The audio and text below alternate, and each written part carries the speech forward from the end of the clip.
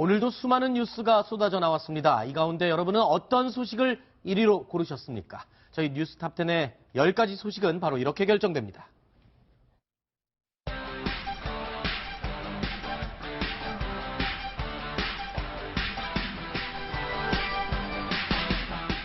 그 정도만 하면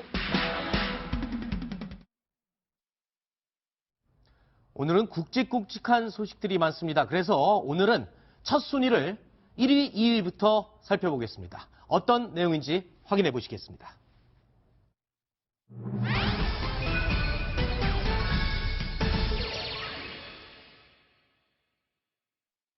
네, 북한이 오늘 시험 발사한 미사일은 그동안 공개되지 않았던 신형 미사일일 가능성이 제기되고 있습니다. 북한이 미사일을 발사하자 우리 정부는 국가안전보장회의 NSC를 즉각 소집해 사드를 조속히 배치하기로 의견을 모았습니다.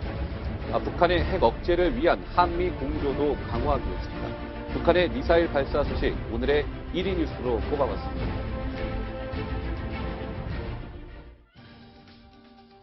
네, 정치부 이용환 차장의 1위 선정 이유를 들어보셨습니다. 자, 1위. 북한이 또 4발을 동해상으로 발사했습니다.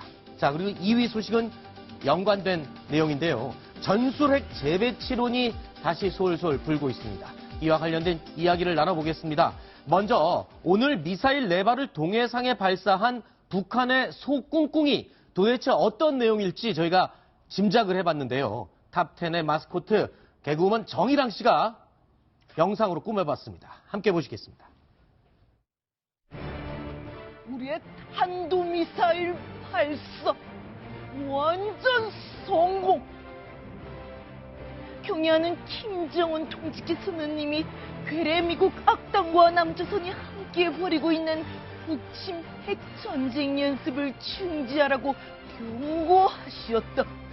그런데도 미제와 남조선이 훈련을 강행하였고 우리 평양은 김정은 동지는 우리도 날래날래 뭐든지 보여주라오 라고 하시었다.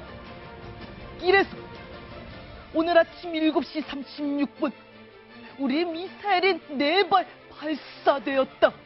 그중 3발이 1000km 상공을 드높이 날아서 일본의 앞바다에 딱 꽂혔다고 하니 우리로서는 우레와 같은 박수를 치며 경축할 일이 아닐 수 없다. 미제 악당과 남조선은 잘 들으라. 이것은 시작에 불과하다. 앞으로도 김정은 동지의 심기를 거스른다면 우리의 전략 무기들이 대지를 박차고 만리창국으로 더 기운차게 펄펄 날아오를 것이다.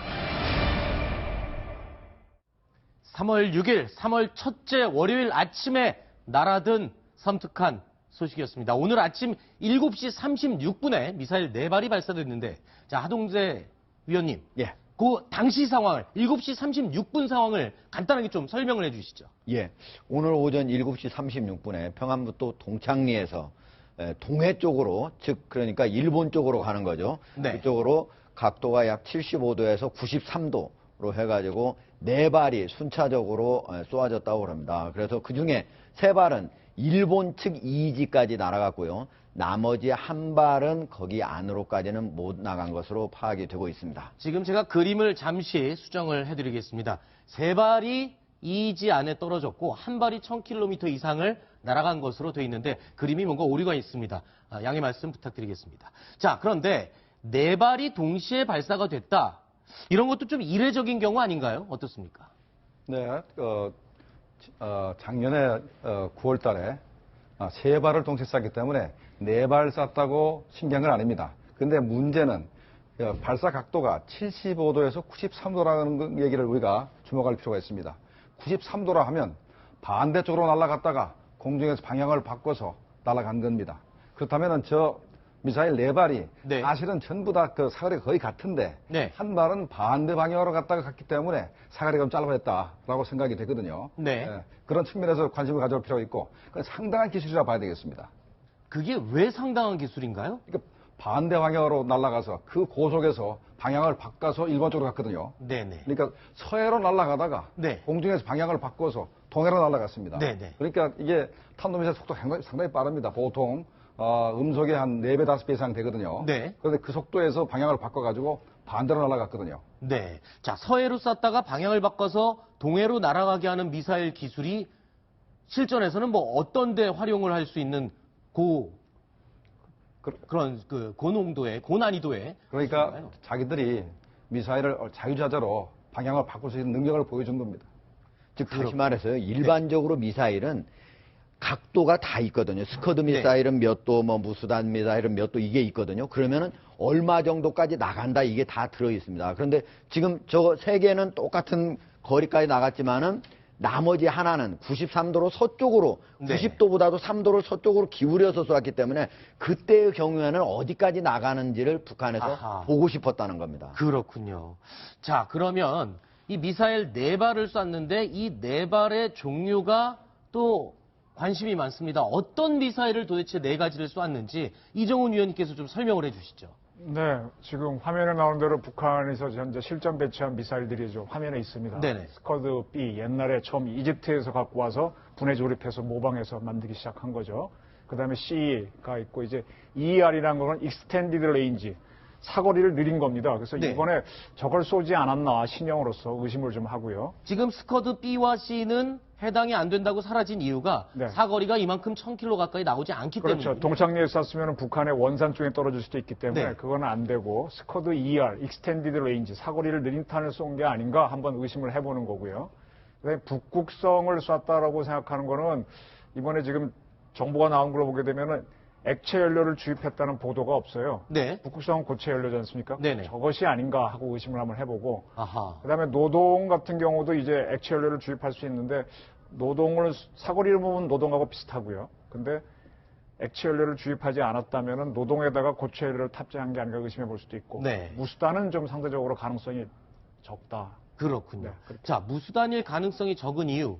4발을 쐈기 때문에 무수단을 같이 이렇게 연료가 많이 들어가고 비싼 걸 4발을 동시에 쏠 이유가 없는 거죠. 아닙니다. 무수단을 쐈다면요. 이번엔 정상 궤도로 쐈거든요. 아하. 고각으로 발사했다면은 이번엔 1000km까지 갈 수 있지만 그러려면 600, 700까지 올라갔다 떨어졌어야 되는데 네네. 이번에는 300km도 올라가지 않았지 않습니까? 정상 네. 발사인데 1000km 갔으니까 무수단은 아닐 거다. 무수단은 그 각도로 쐈으면 거의 3000을 날아간다고 봅니다. 네. 그러니까 사거리로 봐서는 스커드 ER이든가 아니면 노동미사일의 가능성이 가장 큽니다. 네. 왜냐하면 정상 궤도로 발사했습니다. 네. 1000km 날아갔는데 고도가 260km다. 그러면 네. 정상 궤도로 발사한 겁니다. 네. 사거리의 4분의 1 올라가는 것이 가장 정상적이기 때문에 네. 260km면 거의 정상 발사를 하는 것이고 아하. 그렇다면 스커드 ER이나 노동미사일의 가능성이 높다. 네. 다만 북한이 맨날 쏘던 똑같은 걸 쐈겠느냐 네. 하는 부분인데 저게 엔진을 신형 엔진을 썼든가 네. 이런 경우는 엔진이 출력이 높아지만 거리는 같아도 속도가 달라집니다.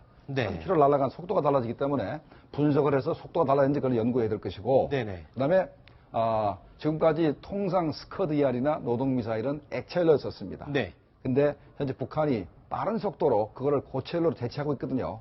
그래서 고체연료를 썼는지 고체연료를 썼으면 화염의 색깔과 모양이 다릅니다. 네. 그래서 그걸 분석하면은 고체연지 우리가 알 수가 있습니다. 액체가 더 사용하기가 불편하고 시간도 오래 걸리는 거죠. 네, 이동도 불편하고. 네, 액체는 우리 자동차처럼 주유를 발사하기 전에 넣어줘야 되고요. 그렇죠. 고체는 우리 왜 음식점에 가면 고체 연료로 음식 데우죠. 네. 그것처럼 딱 돼서 바로 불 붙이고 날아갑니다. 그래서 급작 사격이 가능한데 네. 이번에 유심히 지금 우리나 미국이나 일본의 대응을 유심히 보면요. 지난번 북극성 2형을 쐈을 때는 네. 고체 로켓을 썼다고 바로 발표했어요. 네. 근데 우리가 북극성이라 생각 못하고 노동인가 뭐 이런 식으로 나갔거든요. 네.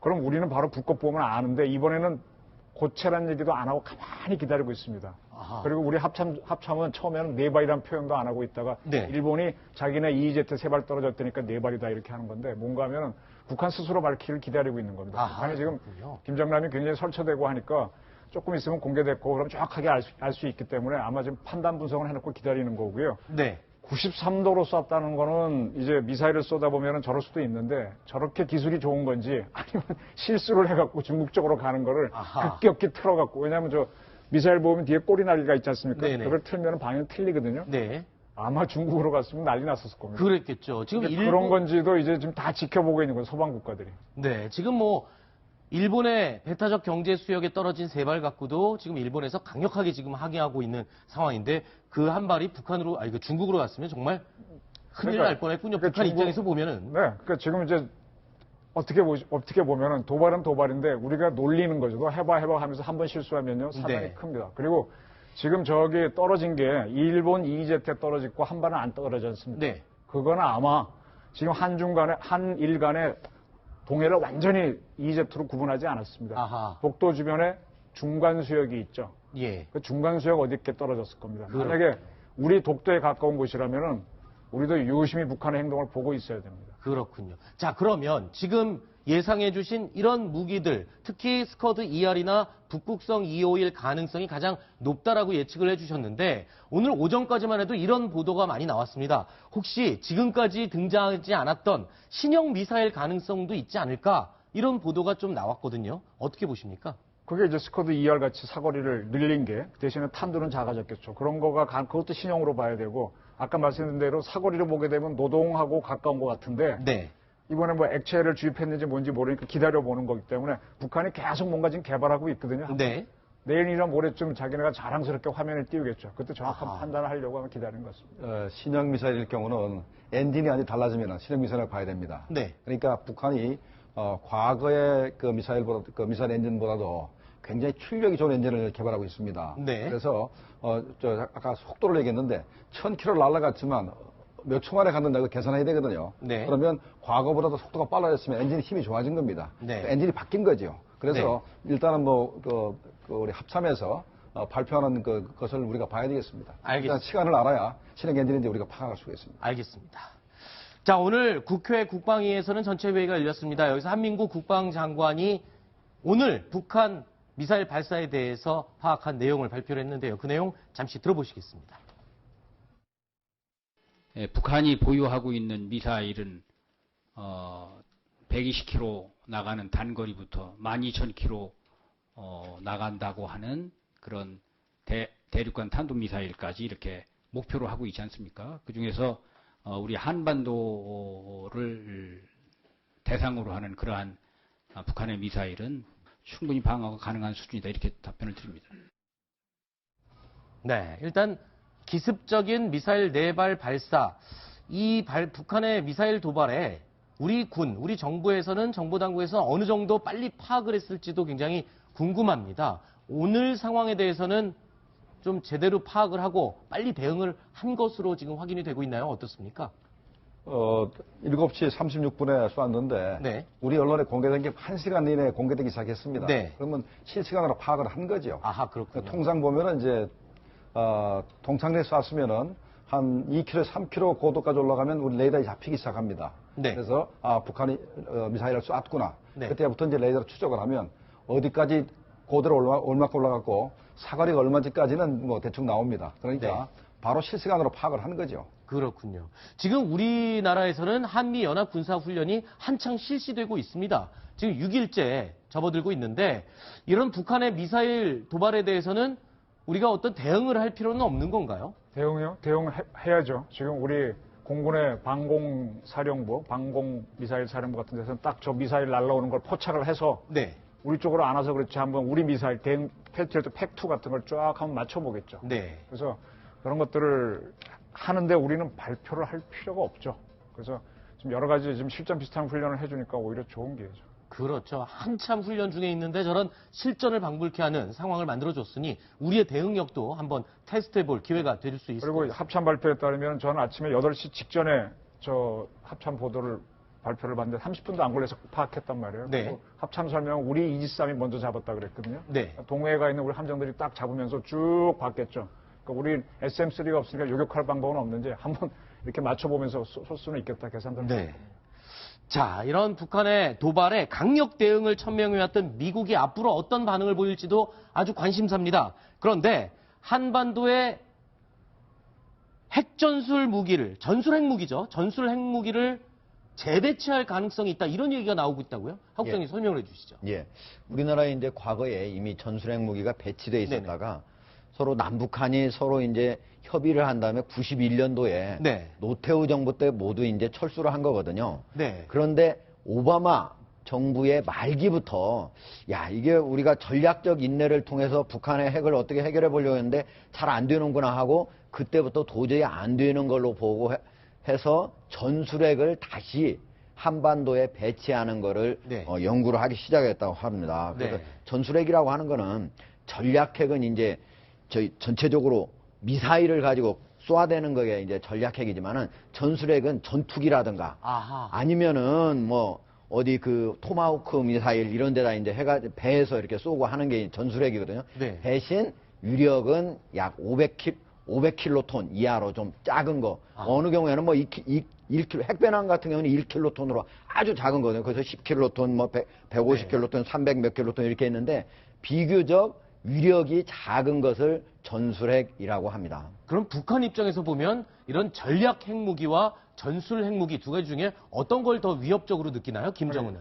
그 전략 핵무기라고 하면 ICBM을 생각하시면 돼요. 네. 거기에 다탄도 그래서 12개까지 탄도가 들어가서 어느 특정 지역을 초토화시키는 거거든요. 네. 그거는 정확한 사격을 못 합니다. 네. 그 전술 핵무기는 정확하게 쉽게 말하면 여기 창문 있으면 창문을 뚫고 들어오는 식으로 아하. 들어가 있거든요. 그래서 지금 북한의 핵심 시설들은 다 땅속에 있지 않습니까? 네. 땅속에 들어가서 빵 터질 때에는 저기 전략 핵무기처럼 엄청난 위력이 필요 없어요. 작은 위력이면은 지하니까 다 할 수 있거든요. 그래서 전술 핵무기는 사용하기도 좋고 네. 부담도 좋고. 그다음에 지금 저 거론되는 B-61이 지금 나오는데 네. 전술 핵무기 저건 제가 알기로는 중성자탄으로 알고 있습니다. 아, 중성자탄. 저건 들어가서 탕 터지면은 막 이렇게 막 건물을 무너뜨리는 게 아니라 네. 인마, 사람과 짐승만 제거하죠. 어떻게 해요? 그러니까 그 기능 자체가 그런 겁니다. 그래서 막 과열이 나오고 뭐 이런 게 무너뜨리는 기능보다는 그렇게 네. 뭐 이렇게 한다고 난 다음에 그 다음에 방사능 물질이 나와도 한 일주일 지나면 다 이렇게 날아가게 합니다. 아. 그래서 따라서 우리가 북준에 들어가서 점령했을 때는 안전하게 작전할 수 있고 전술 무기가 훨씬 더 효용이 높죠. 그러니까 북한이 그 핵실험 할 때마다 네. 한국에서 미국의 전술 핵무기를 한반도에 재배치해야 된다 얘기가 쭉 나왔습니다. 네. 근데 그게 오바마 행정부 때는 오바마 자신이 핵 없는 세상을 주장을 했고 네. 자기가 또 그거로 해서 노벨상도 받았어요. 네. 그러니까 우리나라의 전술 핵무기를 재배치할 수가 없는 거죠. 그런데 트럼프 대통령은 아주 입장이 다릅니다. 트럼프 대통령은 뭐 대통령 되자마자 네. 미국의 핵무장력을 강화시키겠다고 하고 예산도 확보를 더 해놓은 상태입니다. 네. 그러니까 이 양반은 뭐 당연히 전술 핵무기를 뭐 한반도 재배치를 검토할 수 있는 것이고, 네. 그다음에 지금 나오는 B-61-12 네. 저거는 재미있는 게 폭탄이 현재 완성을 했는데 네. 바깥에서 핵폭발을 조절할 수가 있습니다. 아, 그러니까 폭탄의 강도를 조절할 강도를 수가 조절할 있어요? 수 있습니다. 그러니까 0.3kt부터 340kt까지를 네. 쏘기 직전에 폭발력을 조정해서 쏠 수가 있을 정도로 아주 정밀한 무기군요. 정밀하고 목적에 맞춰서 쏠 수 있는 네. 그런 무기입니다. 그런데 이게 예. 전술핵이라고 했을 때 이제 네. 소형이고 위력이 적다 이렇게 생각하니까 진짜 아주 어느 지역 조금 좁은 지역에 하는가 보다 이렇게 생각할 수 있는데 네. 사실은 저기에 있는 히로시마에 떨어지고 나가사키에 떨어졌던 네. 그 핵무기들이 16킬로톤에서 21킬로톤 정도뿐이 안 됐거든요. 아하. 그때도 수십만 명이 죽었어요. 그랬죠. 그렇기 때문에 저기에 만약 300킬로톤이라든지 500킬로톤짜리가 만약 떨어진다, 그 위력은 엄청난 겁니다. 그렇군요. 자, 어쨌든 이 전술 핵무기를 우리 한반도에 재배치하느냐 마느냐가 지금 이야기된다고 하는데 사실 우리나라는 91년도에 한반도 비핵화를 선언하지 않았습니까? 그러면은 거기다가 또 이 전술 핵무기가 한반도에 다시 재배치된다 그러면 중국도 가만히 있지 않을 텐데 이게 현실적으로 가능은 한 건가요? 못 가능할 게 뭐고. 아니 네네.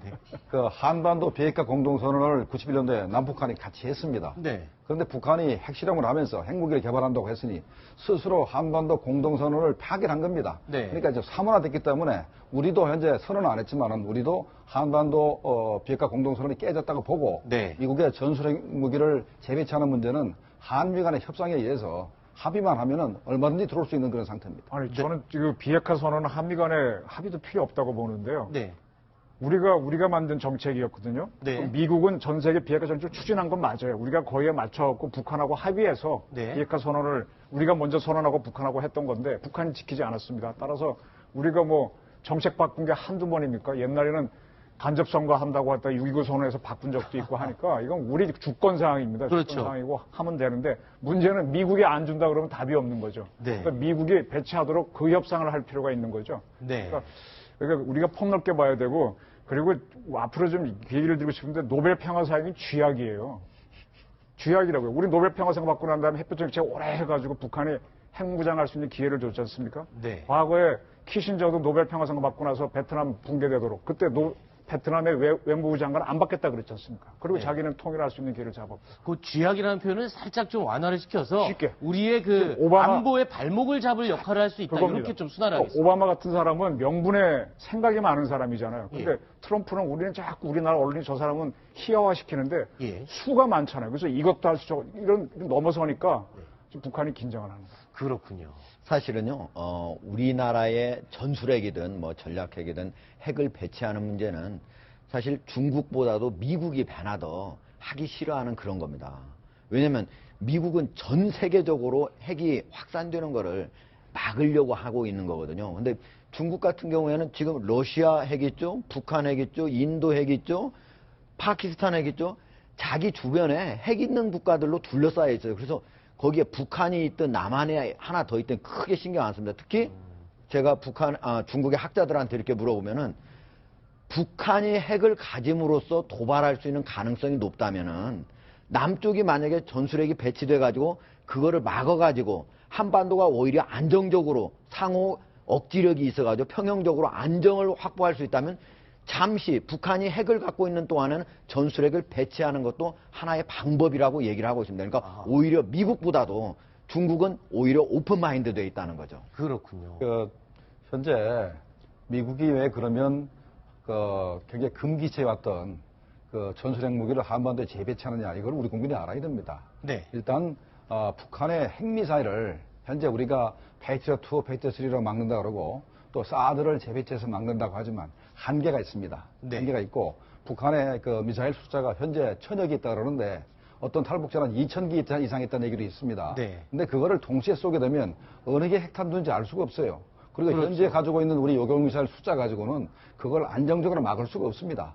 그러니까 도대체 현재 미국에서 한국을 방어하긴 해야 되는데 네. 북한의 핵 능력이 너무나 계속해서 발전돼 가고 있고 미사일 숫자가 많으니까 방어만 가지고 힘들겠다. 네. 공격력을 가져야 북한의 핵무기 사용을 억제할 수 있다라고 판단했다고 이제 보는 게 맞을 것 같습니다. 네, 알겠습니다.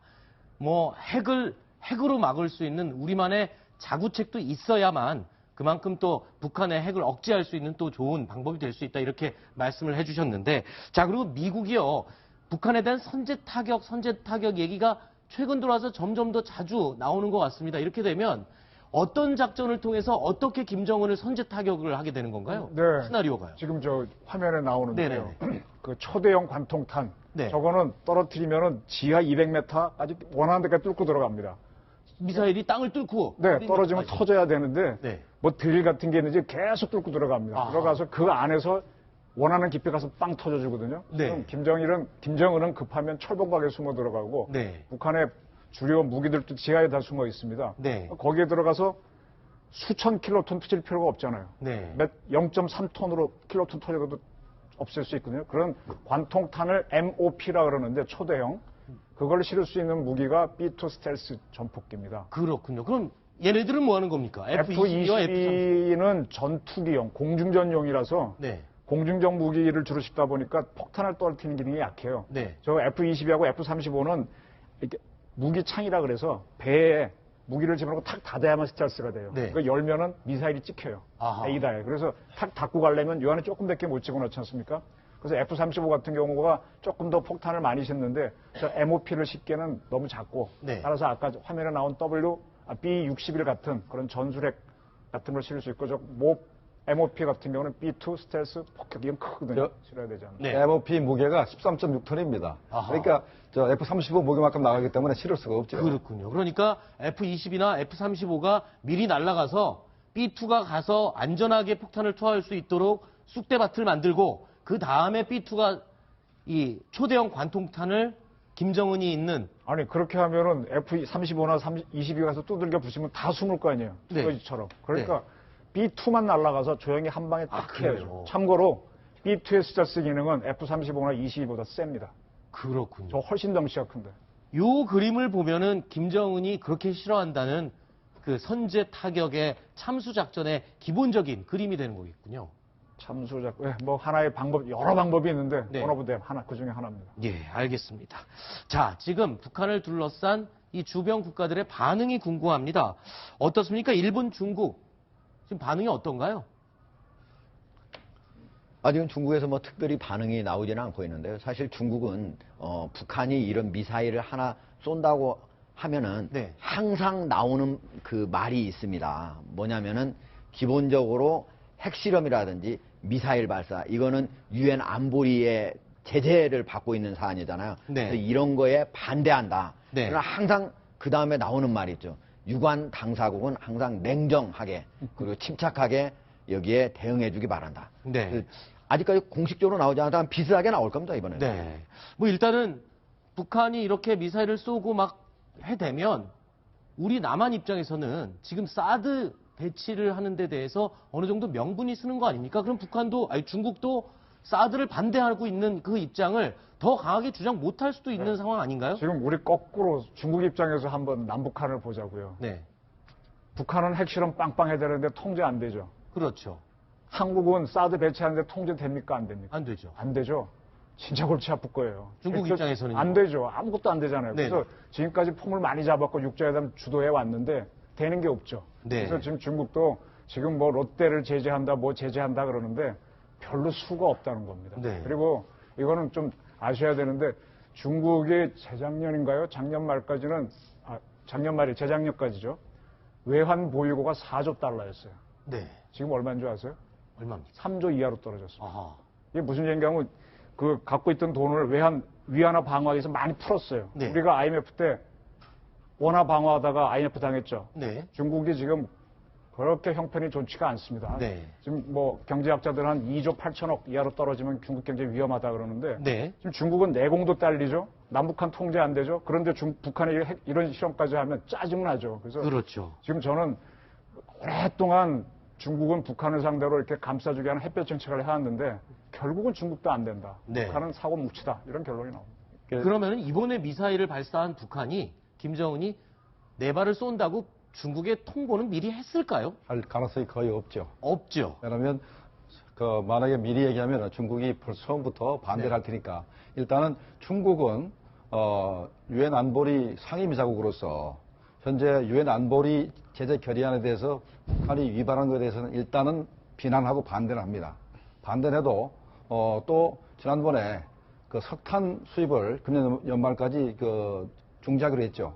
그래 중국도 북한에 대한 제재 결의안을 성실히 이행한다는 것을 보여줘야 됩니다. 네. 그러나 중국 입장에서는 현재 이 남중국해에서 또는 쌩카쿠 또 이 동중국해에서 또 대만 해협에서 미국과 전투가 언제라도 벌어질 수 있다는 항상 가정을 하고 있거든요. 네. 그런 측면에서 그래도 중국 편을 들을 수 있는 것은 북한밖에 없다. 네. 라는 생각 때문에 제재는 해도 망할 정도는 하지 않습니다. 네. 더군다나 이번에 다시 미사일을 쐈다 하더라도 비난을 할지언정 새로운 무슨 뭐 추가적인 제재를 하는 것보다는 오히려 사드 문제 때문에 중국의 관광객이 안 오는 그 일부를 특히 뭐 일부밖에 안 되겠지만 오히려 북한 관광을 조장을 해서 오히려 북한 경제를 뒷받침하지 않겠나 이런 의심도 듭니다. 아, 그렇군요.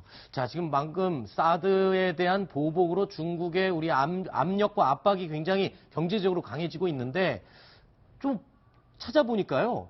중국이 이런 식으로 자기네들 조금 기분 나쁘면 애국 불매운동 뭐 이렇게 해갖고 공격한 나라가 한두 곳이 아니더만요. 그럼요. 예.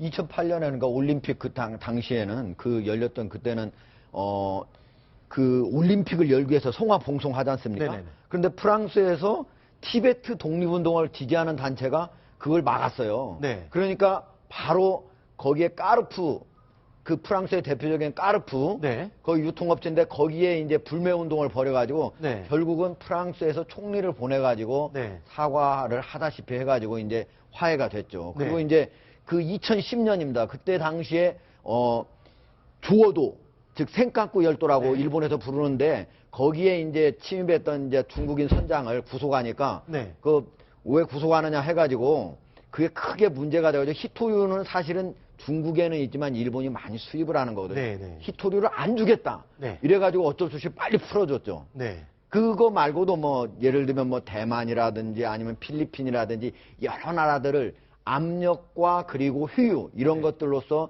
중국은 그동안 많이 상대방의 정부의 입장을 바꾸는데 그런 영향을 많이 써요. 뭐 예를 들면은 몽골이라든지 아니면 스웨덴이라든지 이런 데도 자기들한테 특히 스웨덴 같은 데는 바로 그 노벨상을 주는 그런 나라잖아요. 그런데도 불구하고 그거 자체도 문제를 삼아가지고 거기에서 수출하는 어류를 오랫동안 수입 금지해가지고 결국은 굴복시키는 우리 사드도 그런 방식으로 하려고 하는 건데 이런 거에 적어도 일본 같은 데는 이제 어떻게든 아무리 중국에 그런 압력이 들어오더라도 그걸 이겨내거든요. 네. 근데 이겨내려면 뭐가 있어야 되냐?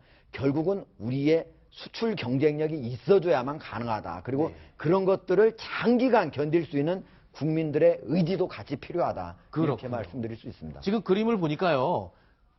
프랑스도 중국의 불매운동에 사과를 하다시피 했고 필리핀도 뭐 미국산 망고나 뭐 KFC 불매운동 들어가니까 미국과 작별을 하고 협상으로 풀겠다라고 거의 고개를 숙이다시피 했는데 지금 말씀하신 거 들어보니까 일본은 중국의 압력에 굴하지 않고 결국엔 수입처를 다변화하면서 방법을 모색했네요. 그럼 우리도 중국에 의존하는 이런 경제 관계를 인도나 이런 쪽으로 좀 다변화할 필요도 있겠군요. 앞으로. 그럼요. 지금부터 아마 저 일본 기업들이 지금 중국을 많이 빠져나와서 베트남으로 많이 이동하고 인도로 많이 갔지 않습니까? 지금 우리가 지금 중국에 과도한 투자를 많이 해서 네. 굉장히 많이 투자를 했는데 변화가 시작됐고 이미 삼성은 저는 변화된 걸로 알고 있습니다.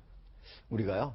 중국하고 이제 중국이 여러 가지 지금 현재 제재를 하고 있다고 하지만은 사실은 우리한테 온 제재는 전체 다른 나라의 한 제재로 비교를 해보면은 한 40% 이 정도뿐이 안 오거든요. 네. 즉 다시 말하면 중국이 강력하게 우리나라를 경제적인 제재를 하고 있는 건 아니다. 그 이유는 물론 우리가 미움이 다른 나라보다 덜해서 그러냐 그런 거보다는 오히려 제재를 세게 했을 때 중국한테도 손해가 있기 때문이다. 그렇기 때문에 그 부분은 물론 이제 뭐 수입 다변화도 있고 여러 가지도 있지만 우리나라한테 약 5, 600억의 무역 적자를 내고 미국에 가가지고 3천억의 흑자를 내는 나라거든요. 그런 것들을 모두 감안한 결과다. 이렇게 볼 수 있습니다. 네. 네, 중국이 한국에 대해서 지나치게 제재를 하면 네. 우리가 일본으로 경사하게 됩니다. 아하. 그렇게 중국이 원하는 바가 아니죠. 그렇죠. 또 하나는 현재 우리에 대한 제재 문제는 결자 해지, 미국이 해결이 됩니다. 3월 말에 사드? 예. 3월 말에 사드 관련해서 이제 중국이 우리를 제재하는데 네. 3월 말에 그 틸러슨 미 국무장관이 한국과 일본과 중국을 방문하는데 예. 중국에 가서 분명히 중국에 설득을 해야 됩니다. 이제 북한에 당신들이 북한 핵 문제를 해주지 못하면은 우리가 사드 배치할 수밖에 없고 이 문제가 왜 당신들이 그걸 가지고 한국을 제재하느냐. 그러니까 이게 부당하다라는 얘기를 분명히 미국 정부에서 해줘야 될 필요가 있다고 생각을 합니다. 알겠습니다. 자, 그럼 이정훈 위원님 그리고 김정봉 교수님 두 분은 여기서 인사드리고요. 이어지는 시간에는 송찬욱 기자 그리고 구자홍 차장이 나와서 도와주시겠습니다. 고맙습니다. 자, 다음 순위 내용 확인해 보겠습니다.